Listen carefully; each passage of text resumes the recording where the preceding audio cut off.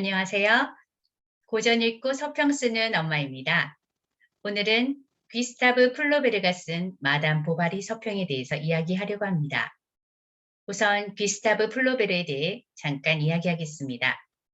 그는 1821년 프랑스 북부 도시 루앙에서 태어났습니다. 의사인 아버지의 영향으로 어려서부터 고통과 질병, 죽음의 분위기를 체득하며 인간에 대해 깊은 관심을 가졌습니다. 소년 시절 그가 읽은 돈키호테에 매료돼서 글쓰기에 관심을 갖고 몇몇 단편 소설들을 습작했다고 합니다. 파리의 법과 대학에 등록을 했지만 적성에 맞지 않아 낙제를 했습니다. 간질로 추정되는 신경 발작을 계기로 학업을 그만두고 루앙으로 돌아와 요양을 하며 지필에 전념을 합니다. 이때부터 십자가의 고행에 비유되는 글쓰기가 시작됩니다. 1856년 마담 보바리를 완성해서 루비드에 연재를 합니다. 그러나 작품의 몇몇 대목이 선정적이고 음란하다는 이유로 작가와 잡지, 책임자 그리고 인쇄업자가 기소를 당하지만 쥘 세나르의 명쾌한 변론으로 무죄 판결을 받습니다. 그는 1880년 5월 미완의 작품 부바르와 페키세의 원고를 책상 위에 남긴 채 뇌일혈로 사망을 했다고 합니다. 카프카는 플로베르의 글쓰기를 소설가의 전범으로 칭송하고 문학의 수도승으로 섬겼고 그의 풍요롭고도 실험적인 스타일을 이후 도래한 모든 문예사조의 씨앗이 되었다고 말합니다. 저는 마담 보바리를 읽고 쾌락을 위한 욕정을 위해 살다 간 마담 보바리라고 제목을 적었고요. 키워드는 욕정, 허영심, 그리고 운명입니다. 마담 보바리 소설을 통해서 삶의 목적이 욕망과 쾌락, 허영심으로 뭉쳤을 때 인간의 삶은 무너질 수밖에 없다는 사실을 우리도 다양한 경험을 통해 알 수 있습니다.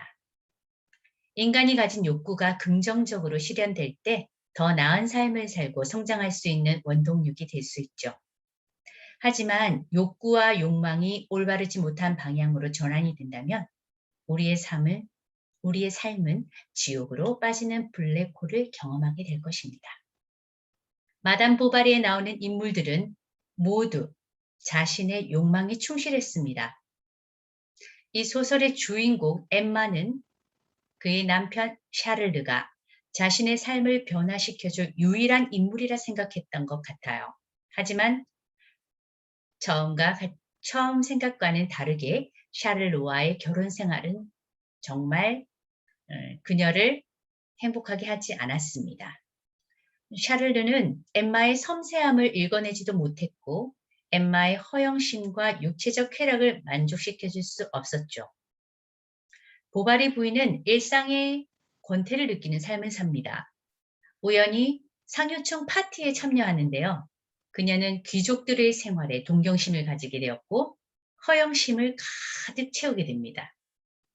자신의 욕망을 끌어당기는 남자들과 밀회를 즐기며 삶이 타락해가며 결국 음독 자살로 생을 마감하는 인물로 나옵니다. 샤를르 역시 자신의 욕망을 채우기 위해 엠마를 선택한 것이라고 저는 생각하는데요. 첫 보바리 부인의 장례식이 끝나자마자 엠마에게 결혼을 하고 결혼을 하는 모습. 자, 부인이 죽자마자 또 다른 여성에게 바로 청혼을 하는 모습. 사실 정상적인 인물로서는 보기 힘들죠. 이 소설에 또 레르라는 인물이 나오는데요. 그는 정말 간계하고 간사하며 자신의 욕망을 채우기 위해서 엠마에게 접근을 합니다. 그녀에게 허영심을 부추기고 엠마가 재산을 탕진하도록 교묘한 술수를 쓰는 인물입니다. 로돌프, 여기서도 또 엠마를 유혹하는 인물이죠. 굉장히 카사노바 기질이 있고요. 바람둥이 인물로서 자신이 목표로 삼은 엠마를 유혹하고 불륜의 늪에 훅 빠뜨리는 그런 나쁜 인물입니다. 그리고 엠마를 농락하고 그냥 막 버리게 됩니다. 레옹 또한 엠마의 욕망을 채워주기 위해서 엠마에게 끈질기게 사랑을 표현하고 시도합니다. 결국엔 엠마와 미래를 즐기는 깊은 관계까지 가는데요.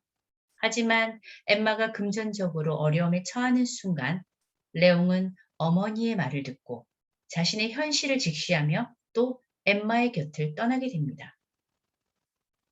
엠마를 보면서 저는 참 불쌍하면서도 너무나 어리석게 느껴지는데요. 엠마의 욕정은 그녀를 파멸로 이끌고 있습니다. 우리도 살아가면서 하고 싶은 것도 많고 가지고 싶은 것도 많고 이렇게 넘치게 막 이렇게 욕구가 넘칠 때가 많죠. 하지만 세상이 호락호락하나요? 그렇지 않습니다. 그리고 내가 원하는 삶을 살기 위해서 지금의 현실을 외면한다면 내가 현재 쌓은 것들이 한꺼번에 무너진다는 사실도 우리는 항상 생각하고 있어야 된다고 느낍니다.